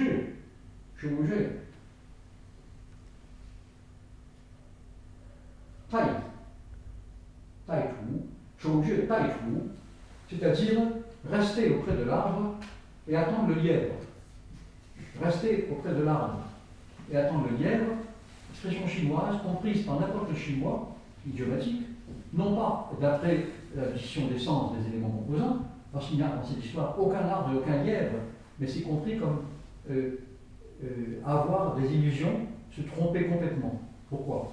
Parce que ça fait référence à un passage, non pas des Trois Royaumes, mais du Shuowen, qui est un ouvrage capital du XIe siècle en Chine classique, dans lequel un individu vient chasser et près de l'arbre auquel il s'arrête, un lièvre par hasard vient à toute vitesse et se casse la tête. L'homme est très heureux, attrape le lièvre qui n'a pas eu besoin de chasser et il s'assoit au pied de l'arbre en espérant qu'un autre lièvre va venir. Naturellement, aucun lièvre ne vient, l'homme peut continuer à dormir et à mourir sans avoir le moindre lièvre, mais l'expression est restée pour indiquer, nourrir de vaines espérances pour des choses complètement illusoires. Donc voilà quelques illustrations de ce que sont les expressions idiomatiques. Évidemment, il y a des degrés d'idiomaticité. Le capitaine ad hoc est complètement idiomatique parce que c'est une simple identité phonique entre ad hoc et ad hoc. Tandis que les autres, ils ont des degrés variables d'idiomaticité. Enfin, je ne vous ai pas encore parlé, mais je vous dis, j'ai encore combien de temps? Bon, pas encore pendant une dizaine de minutes, ça vous va? Oui. Très bien. Je ne vous ai pas encore parlé de la fonction ludique, c'est-à-dire les manifestations du langage qui consiste à se servir, enfin je vous ai cité la fonction ludique, mais je ne l'ai pas éclairé d'exemple, à se servir de formulations à fin de jeu.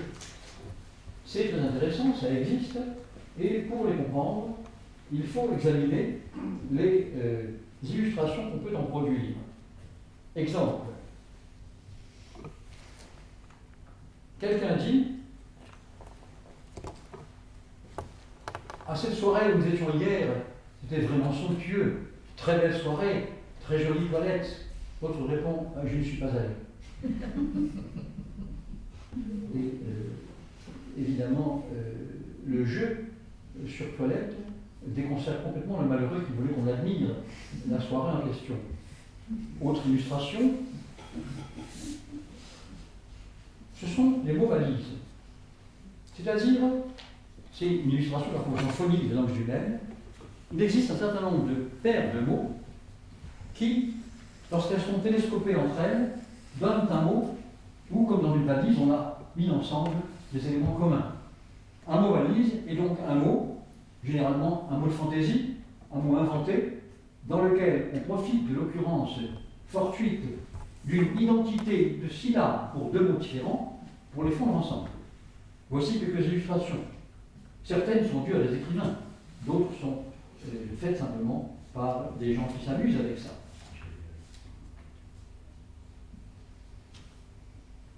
Une qui est très peu révérente vis-à-vis de la curie romaine dira « Qu'est-ce que c'est que ce Vatican-Camp » Une autre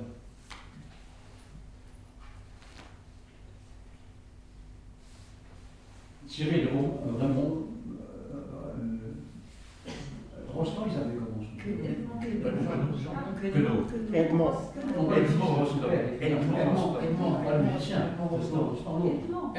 Edmond, oui.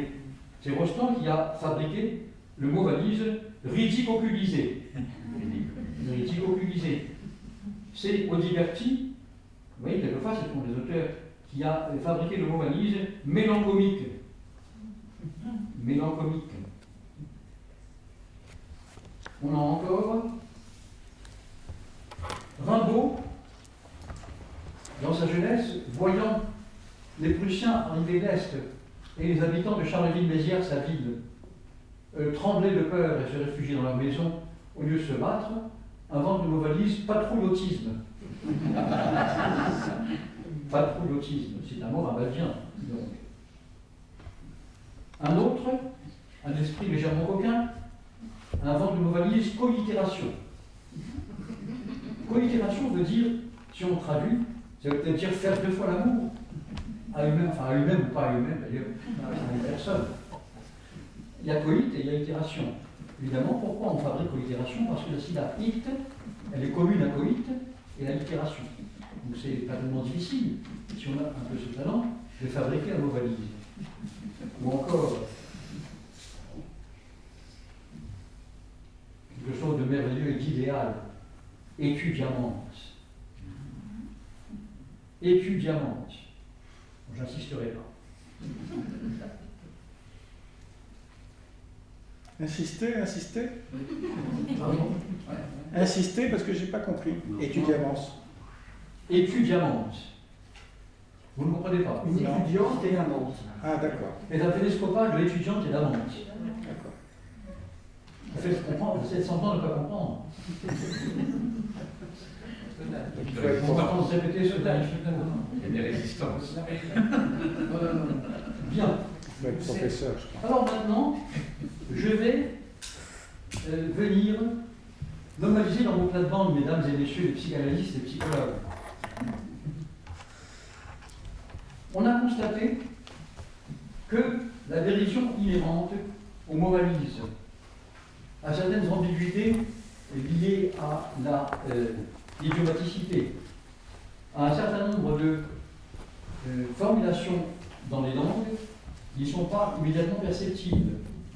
Le fait de ne pas toujours comprendre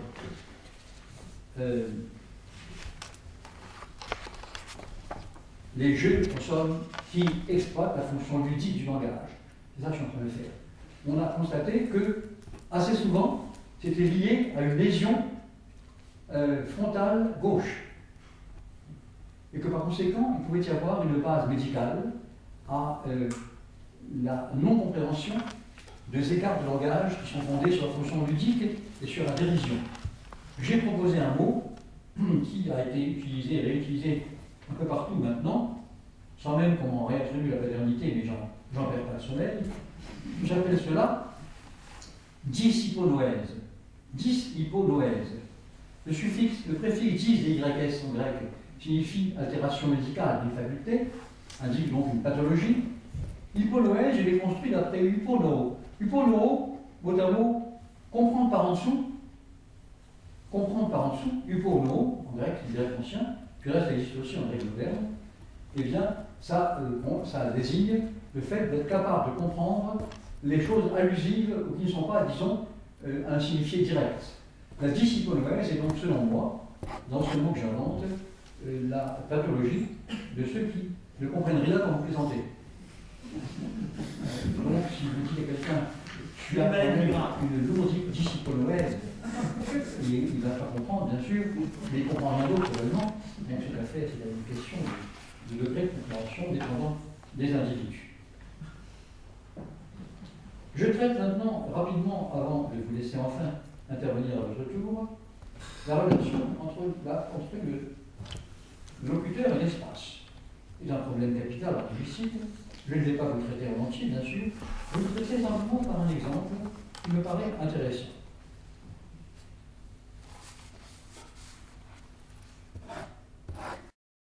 En aztèque, que les gens là-bas appellent le nahuatl. En nahuatl, on s'est habitué à appeler l'aztèque d'après le nom que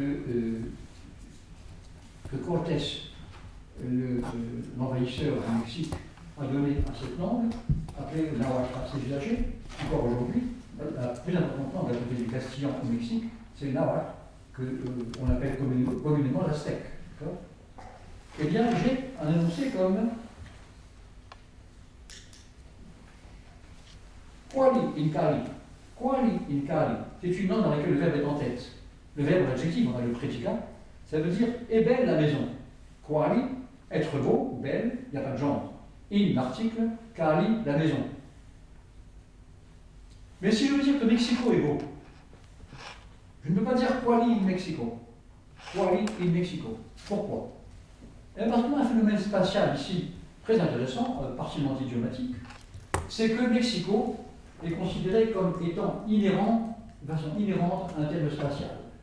Autrement dit, en nahuatl, le mot Mexico, contrairement au français et à bien d'autres langues, ne veut pas dire Mexico mais un Mexico.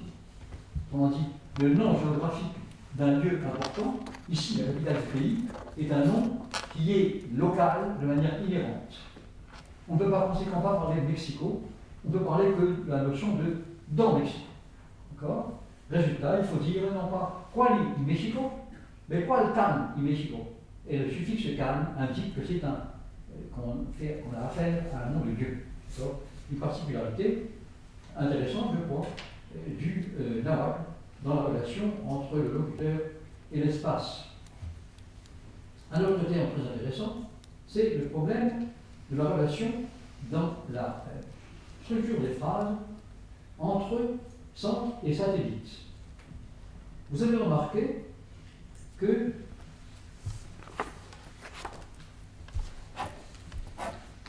assez souvent,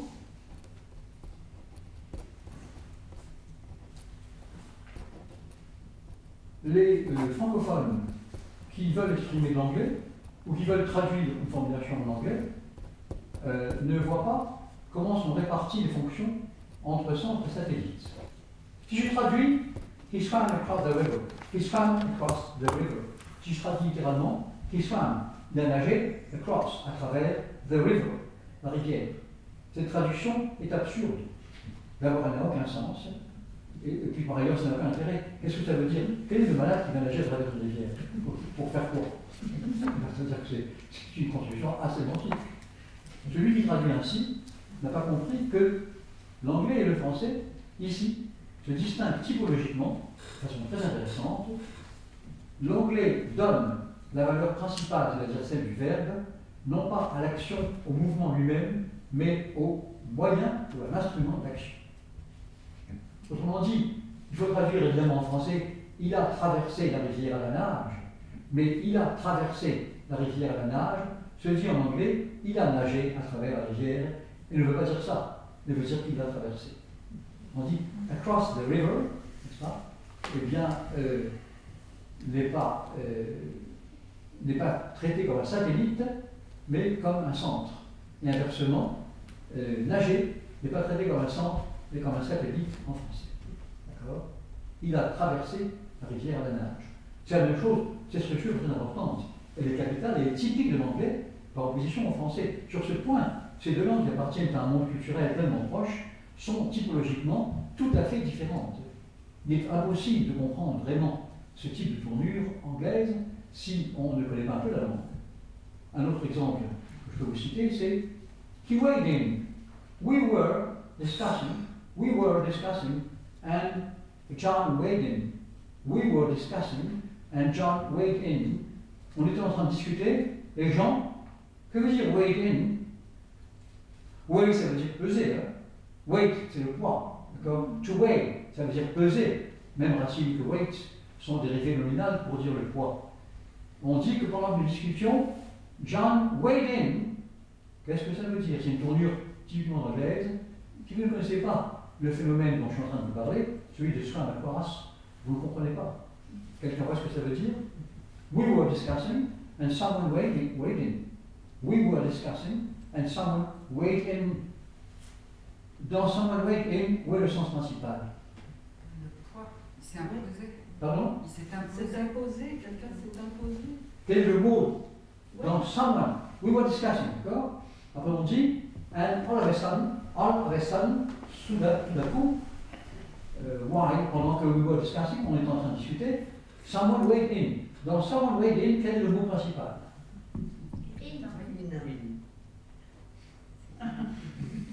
Si vous ne le voyez pas, c'est parce que vous ne connaissez pas assez l'anglais. Le mot principal, c'est in. C'est in, c'est le mot qui donne le sens. Pourquoi?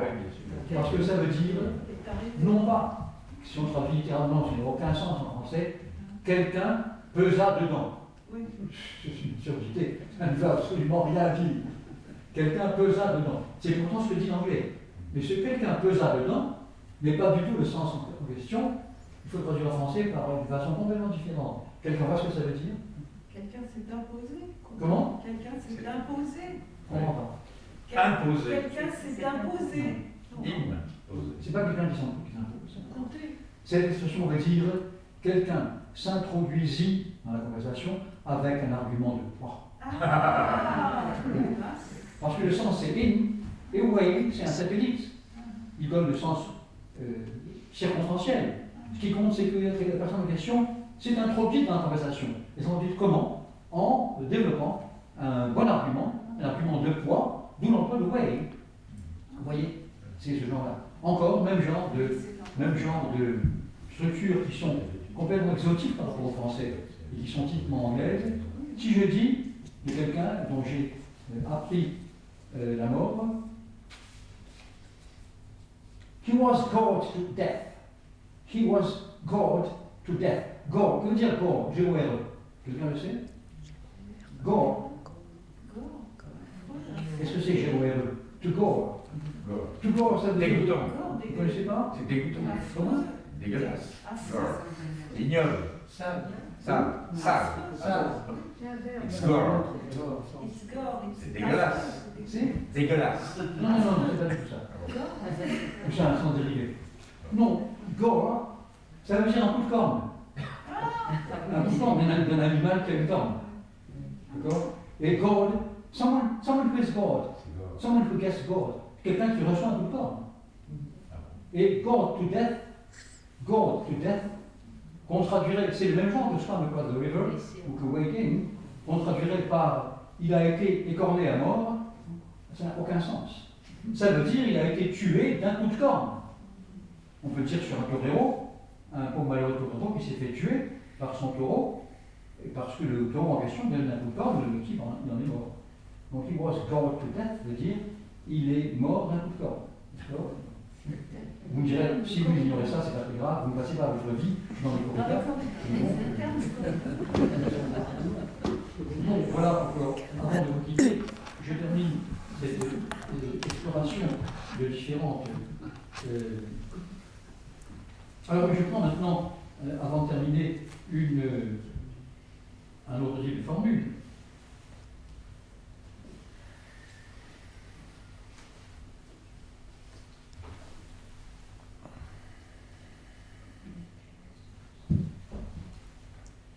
Vous me donnez mon cahier.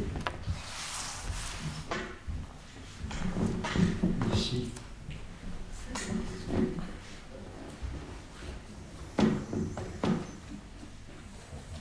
Passons, si vous le voulez, à une autre langue que je considère depuis très longtemps, depuis mon enfance, comme étant, avec le hongrois et quelques autres, une des plus belles langues du monde, par sa beauté sonore.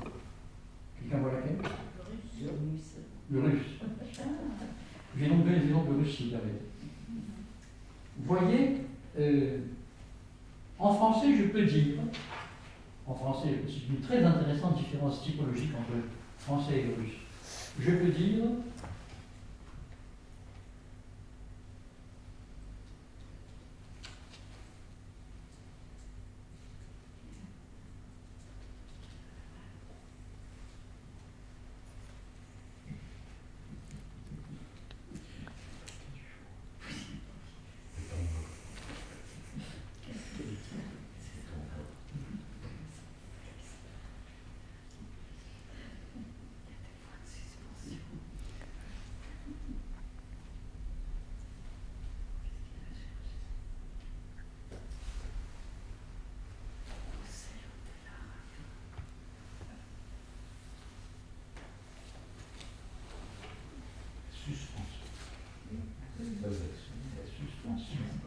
Le temps mort. Très important pour l'acteur. L'acteur, c'est le temps mort. La suspension. Qu'est-ce qu'on va manger ce soir? En russe, je veux dire, Isasfil, один человек был убит. Vous comprenez quelqu'un qui comprend le russe ici? Isasfil, à cause de la fusillade, один человек, que dire один человек? Un homme. Был, fut, убит. Убит, tué. D'accord? Je peux dire aussi, эти принципы, c'est principe, нашли свое выражение, vous comprenez? On trouvait свое, c'est un possessif, leur выражение, leur expression, d'accord? В этом законе, dans cette loi, d'accord? Ces principes, on trouvait leur expression dans cette loi. Si je traduis en russe, il est impossible de traduire ces énoncés en russe comme on dit en français. On dit, plutôt si je traduis ces énoncés russes en français, il est impossible de traduire comme ils sont en russe. En français, on dit,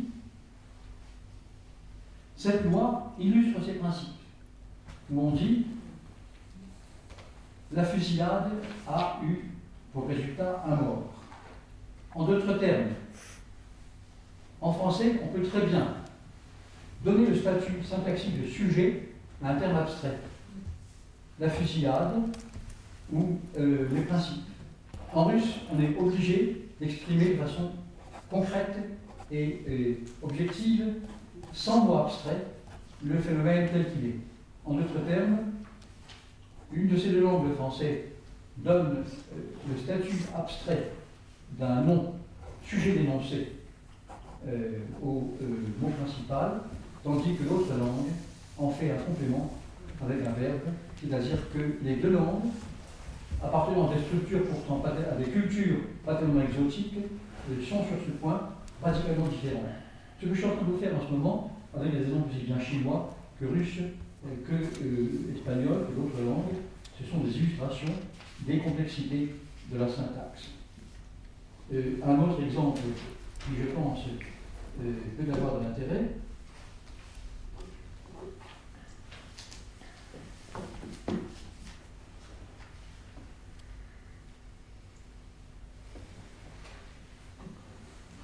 les binômes, c'est-à-dire les expressions constituées de deux termes coordonnés, sont très nombreux dans beaucoup de langues humaines, et dans ces binômes, on a une caractéristique très intéressante que j'appelle la tentation iambique. La tentation iambique. Qu'est-ce que c'est un iambe? Un très grand poète grec de l'Antiquité a écrit des iambes contre le pouvoir despotique d'Athènes. Et André Chénier, pendant qu'il était en prison peu avant d'être guillotiné par les montagnards, en 1994, a aussi écrit les iambes. Donc les iambes, ce sont des structures dans lesquelles le second terme est accentué, le premier terme est atone. On donne une plus grande force au second terme. Et on peut donc l'accentuer, c'est-à-dire le prononcer avec un accent fort, un accent de hauteur ou d'intensité.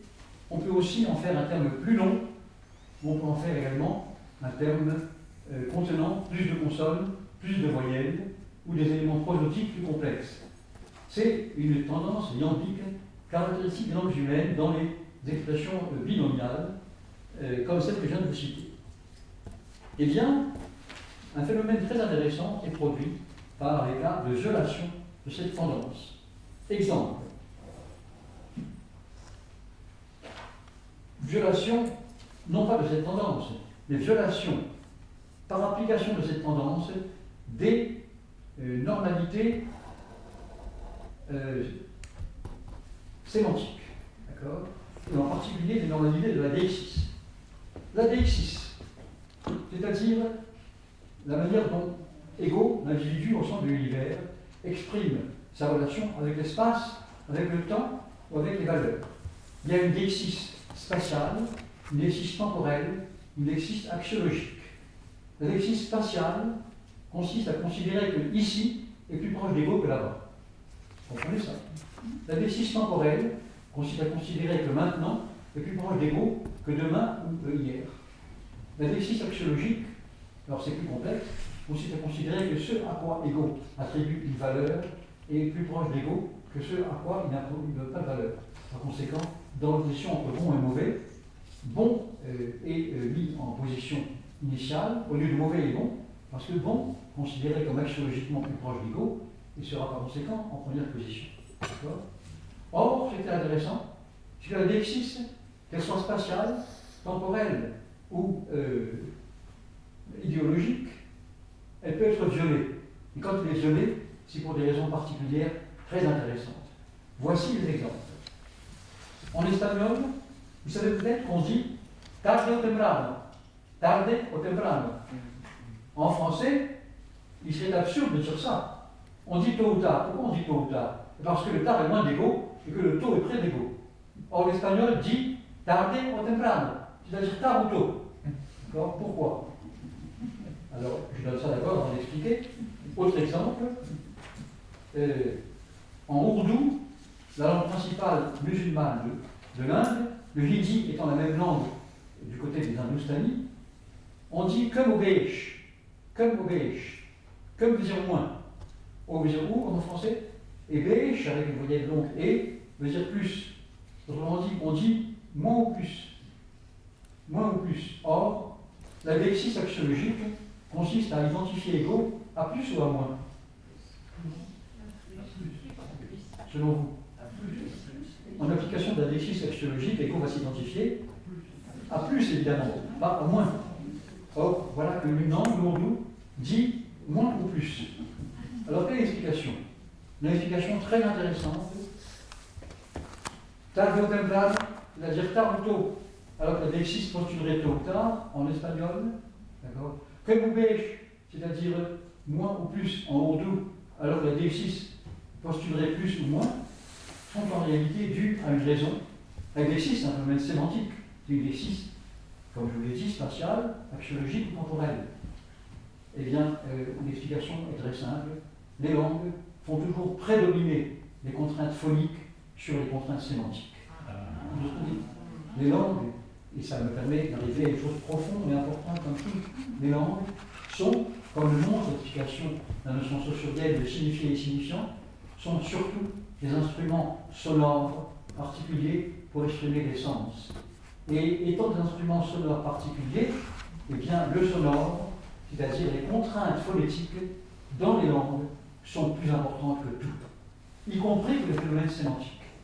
On a donc, dans l'exemple que je vous donne, une violation de la lexis spatiale, une violation de la lexis temporelle, une violation de la lexis idéologique en fonction des exigences purement formelles ou phonétiques des langues. Bien sûr, c'est pas toujours comme ça. En français, tôt ou tard est-il une violation? Certains diront que oui, tôt est plus court que tard, parce que tard a un A et une consonne finale. D'accord? Mais en français, on a moins d'exemples de violation comme celle-là. Donc voilà, c'est une conclusion possible. Et pour conclure complètement par une petite plaisanterie, je vous citerai le Toba. Le Toba est une langue amérindienne de la famille Guaycuru, parlée au nord-est de l'Argentine. En Toba, pour dire une fille, on dit Hara Nagatole. Hara Nagatole. Ha, le numéral 1, Nagatole est le nom d'une fille, et Ra est un classificateur. C'est le classificateur des objets ou des êtres humains en position verticale.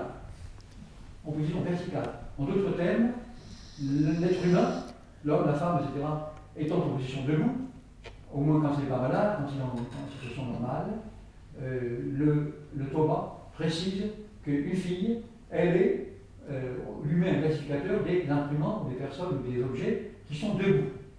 Et je voulais terminer sur une petite pirouette.